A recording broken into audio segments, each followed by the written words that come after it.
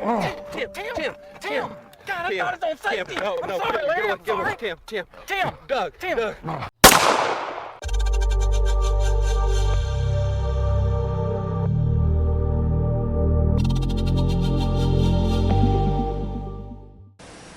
Hello and welcome to the GunLocker.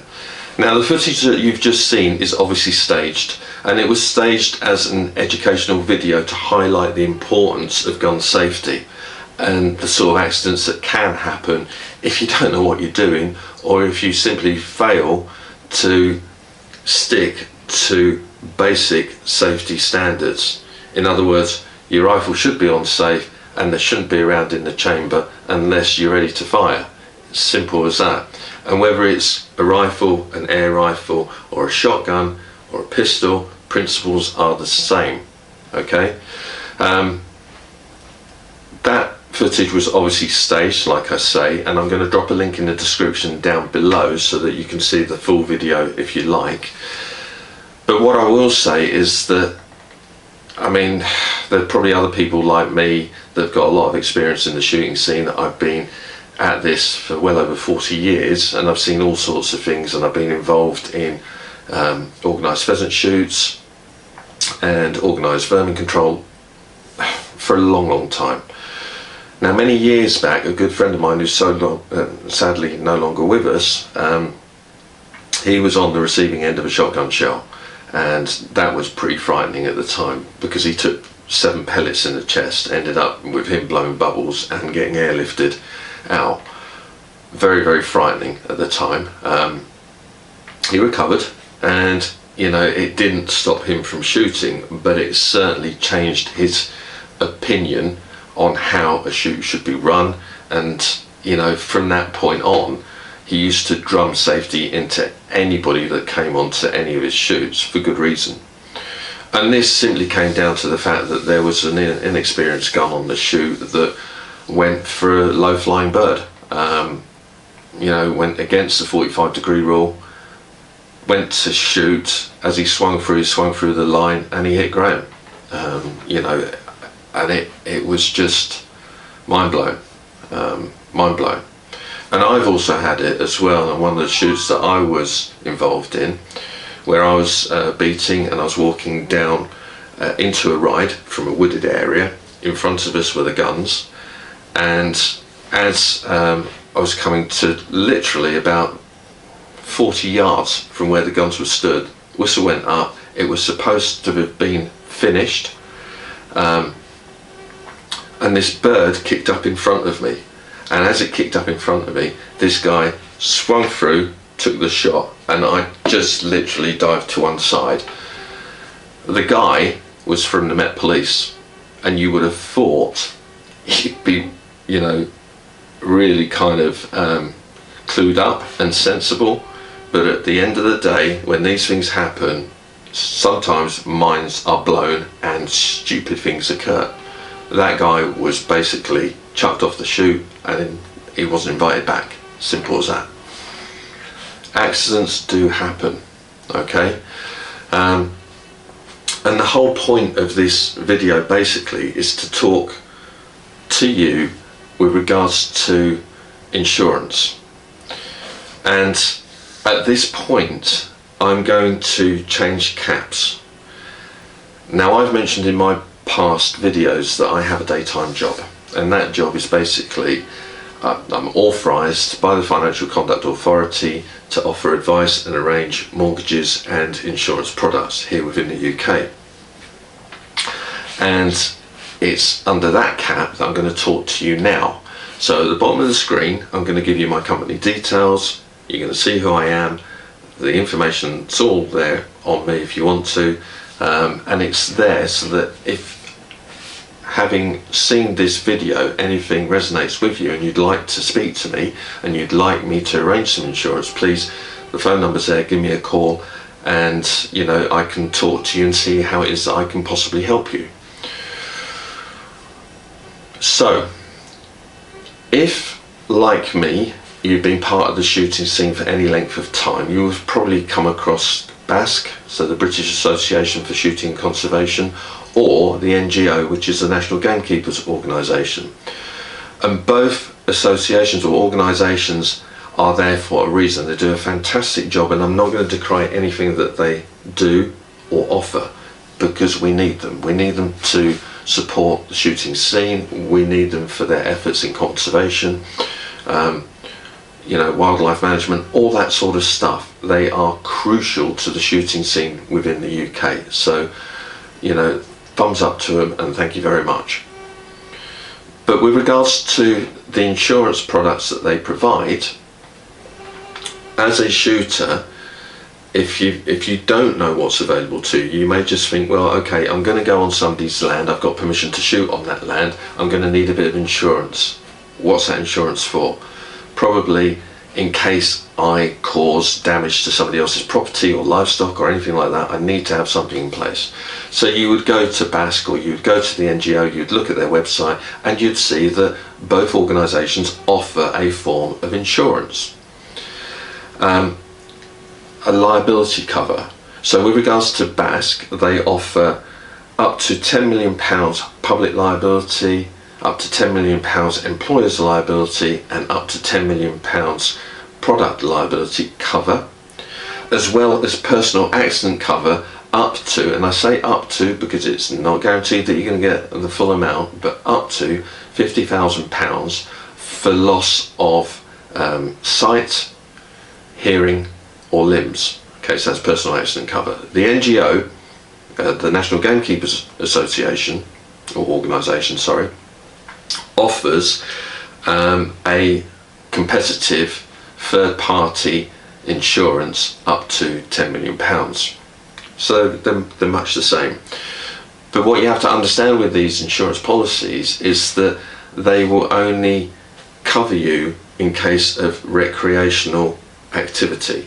And if you are employed by a commercial shoot, then you should be covered by their employer's liability. So just check that out. But obviously, if you're out on your own and you go into a farm or you're neighbouring somebody else's property and you want to make sure that you've got cover, they will give you a form of insurance. But is it enough? And that's the big question. You see, what that cover will do will give you a lump sum payment, so up to £50,000 for personal accident cover. Would that be enough to actually cover all your bills, to cover your mortgage? Initially, possibly, yes, but long term, not necessarily.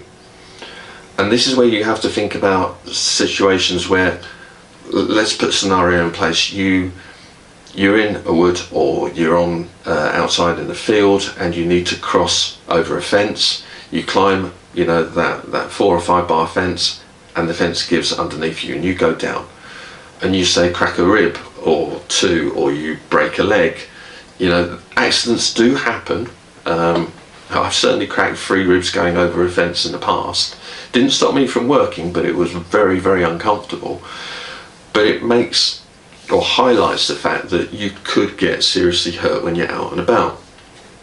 And would you be able to work if you suffered that accident? Now, with regards to loss of sight, loss of limb, loss of hearing, yes, you'd get some cover with BASC up to £50,000. But that £50,000 can go very, very quickly, especially when you think about your living costs and everything else that go along with it. So unless you have sick pay that's arranged via your employer, what happens to your income? Now, there are products available on the market that could actually provide you with an amount each month equivalent to your salary, less tax, that would pay you from the point of claim to the time that you either return to work or you retire. Now that's pretty amazing really, because what will happen in that scenario is that you'll ensure that if you have, say, a mortgage, your mortgage payments will be covered, or if you've got rent, your rent will be covered, or your council tax bills will be covered, your monthly expenditure will be covered, and it doesn't have to be expensive. Now, I'm not going to quote any facts, or sorry, not facts, I'm not going to quote any figures with regards to premiums, because policies like these are very personal. They're dependent on the individual, and they're dependent on age, height, weight, and pre-existing medical conditions.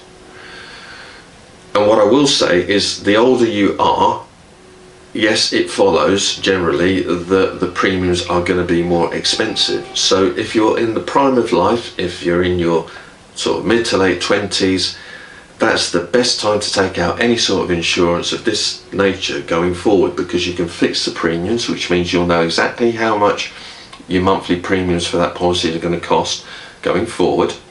You can fix those premiums and you'll be paying the same amount for years to come ahead. Okay. And what you have to understand is, with something like that, so we're talking about an income protection policy, if you do suffer an accident or an illness that prevents you going to work, that will pay out from the time you make that claim until you return to work or until you retire. And if you're in your 20s, that could be 40 years worth of cover that they will pay out on the strength of one payment necessarily. You know, if you took a policy out today, you had an accident tomorrow, you were covered, they'd pay out. It's something that you really need to bear in mind, and it's something that really isn't spoken about much within the shooting scene, because like a lot of people, you know, I guess it's a funny thing, this. It's almost like having car insurance. You loathe to pay it, you know, but when you have to make a claim, wow, is it a relief that you've got it, because everything is so expensive. But because nobody really kind of says to you, you're a shooter, you need to have this insurance, you don't think about it. Most people don't. They're not covered. And what I did do last week, I actually spoke to a provider. So by provider I mean an insurance company. I spoke to their underwriting team and I said, look, I've got this situation, I want to actually approach you know, the guys on my YouTube channel and offer an income protection product to them. Would they be covered with regards to the shooting scene? And the underwriter looked through all the rules within their product policies and said, yes, absolutely. Provided it's on a recreational basis, then you would receive cover. And if it was on a commercial basis, then as an employee within that company, that's your profession, you would get cover as well. It would just be rated slightly differently. So, good news is, for any of you that are kind of thinking about this seriously, yes, there's cover on the market that's available that would protect your income should you have an accident whilst out shooting. Okay. There are also other forms of insurance as well that you may not be aware of. So we're talking about life insurance, which will pay a lump sum out should you die, or if you've covered your loved ones, you know, if they die, then that policy will pay out as well, and that lump sum can be used to pay off your mortgage or any outstanding debts. You get critical illness cover, and that basically pays out again a lump sum should you have or be diagnosed with a critical illness that's on the list provided by the provider or the insurance company, and that could be things like, you know, heart attacks, strokes, cancers, that sort of stuff. You can get family income benefit, which again would provide an income, a monthly income to your family should anything happen to you. And then obviously you get IP, which stands for income protection. Now, as I said, with regards to income protection, it's a very unique type of product where it is specific to you and your circumstances. And if you do have pre-existing medical conditions, some of those may knock out your ability to obtain insurance. Typically, diabetes can cause issues, and what it means is that if you cannot obtain this type of insurance with regards to income protection, so accident and illness, there are insurance companies out there that are offering products on accident only, and there's no medical underwriting to go along with that. So if you were to have an accident, and provided you maintained your payments, and this is the same with any insurance product, you have to maintain your monthly premiums or payments for that policy to stay in place. But there are providers out there that are offering accident only policies, that if you have an accident, again, they will pay you a lump sum and they can cover your mortgage costs or debts. You know, it's something for you to actually decide what cover you want and what it's for. So guys, I hope this short video has been informative, and as I say, you've got my contact details down below here, so please, if any of what I say resonates with you and you would like to have a chat with regards to any sorts of insurance products here within the UK, and I stress that because I'm not allowed to deal with anybody outside the UK, then please give me a call, we can have a chat and I'll let you know how I can help. Anyway, for now, as always, guys, if you're out and about, please stay safe, shoot safe. Until next time, bye bye.